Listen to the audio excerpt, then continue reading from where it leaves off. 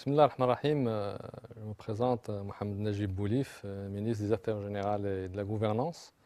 Alors, notre ministère, c'est un ministère qui est délégué auprès du chef du gouvernement et qui est en charge un certain nombre de dossiers, essentiellement des dossiers transversaux et qui ont trait à l'environnement économique, mais aussi à l'environnement de l'entreprise et à un certain nombre d'autres dossiers comme la compensation et autres. Parmi nos préoccupations, il y a le climat des affaires qui, pour nous, représente un élément clé de l'activité de ce ministère. Il faut dire que le monde entier en ce moment, et surtout en moment de crise, regarde d'une grande importance le climat des affaires. Et un investisseur, l'une des premières choses qu'il cherche, avant de chercher s'il a vraiment un profit, s'il réalise un profit ou pas, cet investisseur cherche d'abord à voir est-ce que le climat des affaires dans le pays où il va investir est un climat qui est sain. Et pour nous, effectivement, au niveau des missions qui nous ont été affectées par le chef du gouvernement, c'est effectivement de faire en sorte que le climat des affaires au niveau de notre pays soit un climat sain pour permettre donc aux uns et aux autres, aux investisseurs étrangers, mais aussi aux investisseurs nationaux, d'être, si vous voulez, là et d'être présents et de répondre oui aux investissements. Pour ce qui est du climat des affaires et notre vision, il faut dire qu'un certain nombre de rapports internationaux en ce moment classent les pays en fonction du climat des affaires. Donc il y a des rapports mondiaux que nous suivons de très près et nous essayons à chaque fois d'améliorer donc notre classement au niveau de ces rapports, mais aussi de voir quels sont les manques que nous avons, mais aussi des points négatifs que nous essayons d'améliorer pour essayer de donner à l'investisseur un climat des affaires qui est sain. Donc nous maintenons un cap qui pour nous est très ambitieux puisque nous avons au niveau de 2013 élaboré un certain nombre d'actions et des objectifs au nombre de 9 et une trentaine d'actions que nous essayons effectivement de mener, que ce soit au niveau de l'amélioration de l'administration et de son fonctionnement, mais aussi de l'amélioration du climat financier de l'entreprise au niveau du financement, mais aussi d'essayer de rendre plus facile la vie à l'entrepreneur et aussi à l'entreprise. Donc c'est un grand chantier auquel nous associons l'ensemble des départements ministériels, mais aussi auquel nous associons la fédération, la confédération du patronat, mais aussi un certain nombre d'autres acteurs professionnels et socio-professionnels, qui est représenté par la Commission nationale ou le Comité national du climat des affaires, qui est présidé par le chef du gouvernement, mais dont nous assurons au niveau de notre ministère des Affaires générales et de la gouvernance, dont nous assurons le secrétariat général. Donc ce comité national, qui a donc un certain nombre d'objectifs, a ouvert des entretiens, mais aussi des entrevues avec un certain nombre d'organisations, qui soient des organisations donc, nationales, mais aussi internationales, parmi lesquelles il y a donc, la Banque mondiale, le PNUD, l'USAID et autres, dont le but essentiel, c'est effectivement d'arriver à réaliser les objectifs que nous avons fixés.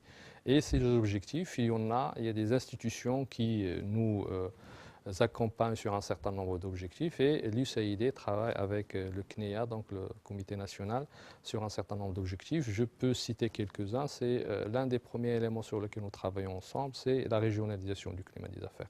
Puisqu'il faut savoir qu'on a des régions qui sont différentes, 16, chacune a un certain nombre de potentialités, que ce soit des potentialités donc naturelles, mais aussi au niveau financier, mais aussi des potentialités humaines. Et cela fait qu'effectivement, si on travaille avec un comité national donc très restreint et très concentré, on ne voit pas un résultat effectif sur le terrain, sur les régions. C'est pour ça que nous avons décidé de créer, donc avec un certain nombre d'institutions, ces réseaux régionaux, dont le but essentiel, c'est effectivement d'harmoniser un peu les actions au niveau des régions, de manière à permettre aux locaux et aux régionaux de prendre des décisions nécessaires, les décisions pour faciliter le climat des affaires. Et comme vous le savez, on a des centres régionaux d'investissement.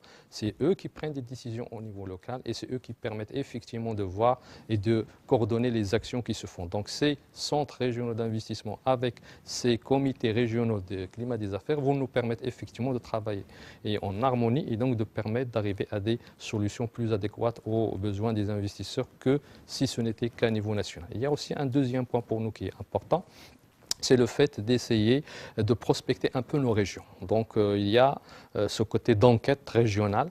dans nos travaux ensemble avec l'UCID. Et dont l'objectif essentiel, c'est effectivement de voir les potentialités des régions, mais aussi de faire en sorte de prioriser nos actions au niveau des régions.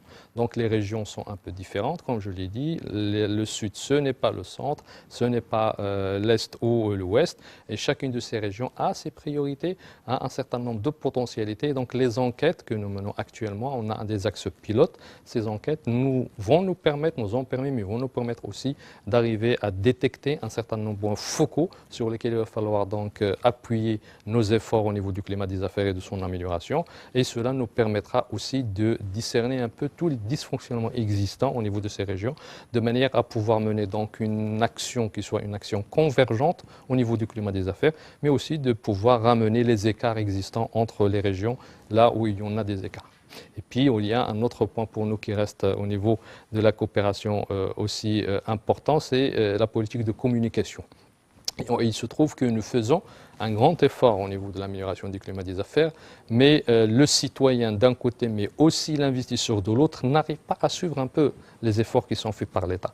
Et donc à ce niveau-là, on doit être accompagné, et on a déjà donc un programme d'accompagnement avec l'UCID, dont l'objectif essentiel, c'est essayer de refléter les actions que nous menons, mais aussi de faire en sorte à ce que nous avons fait, ce que nous faisons, qu'il soit connu de l'autre côté, de manière à ce qu'il y ait quand même, donc il n'y ait pas un déphasage entre l'action gouvernementale et celui qui reçoit l'information. Et à ce niveau-là, nous pensons que la communication va nous permettre d'améliorer la réceptivité de nos actions et de permettre donc à l'investisseur d'être au courant de tout ce qui se passe. Il nous arrive effectivement que nous avons un certain nombre d'actions, par exemple au niveau des financements de la petite et moyenne entreprise, des actions qui sont très coûteuses pour l'État, mais on ne trouve pas des PME qui sont au courant des actions et des programmes que le gouvernement fait. Et à ce niveau, cette communication va nous permettre effectivement de faire ce lien entre ce que nous faisons au niveau du gouvernement, mais aussi avec les régions. Il y a un autre point pour nous qui reste important, c'est un certain nombre d'actions que nous menons ensemble, donc avec l'UCID, telles que par exemple l'autorisation de construire, sur laquelle on a donc un site et qui permet effectivement de regrouper un certain nombre d'informations. Donc tous les éléments nécessaires pour construire sont là, bien listés, et qui permettent à tout un chacun de relever sans aucune ambiguïté quels sont les documents nécessaires, mais aussi d'avoir, si vous voulez, un timing pour chaque papier qu'on doit délivrer par l'administration. Il y a un autre cas, par exemple, au niveau de la présentation, c'est comment créer une entreprise.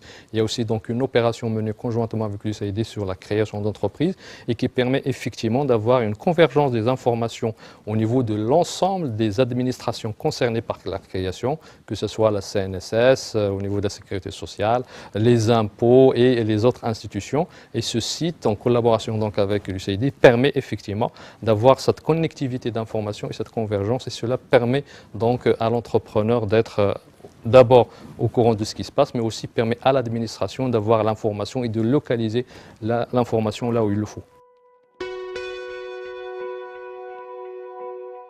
Alors ce chantier, c'est un chantier national et il y a un vrai problème pour essayer de ménager les efforts de l'État de manière à ce que les régions soient au centre du développement. Et pour arriver donc à ce que les régions soient au centre du développement, il va falloir donc sortir un certain nombre de textes qui sont des textes fondamentaux au niveau de la loi qui vont permettre donc aux régions d'être au centre de ce développement.